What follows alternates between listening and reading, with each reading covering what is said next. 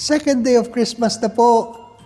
My true love gave to me 2 turtle doves. Oh, ibon na naman, pero hindi eh.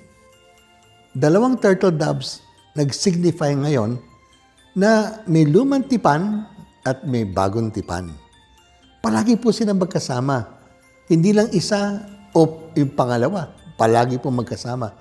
Kasi ito ang saysay tungkol sa pagdating ng Mesiyas at si Jesucristo bilang Mesiyas. Tinatanggap po ba natin ang Bible, buong Bible?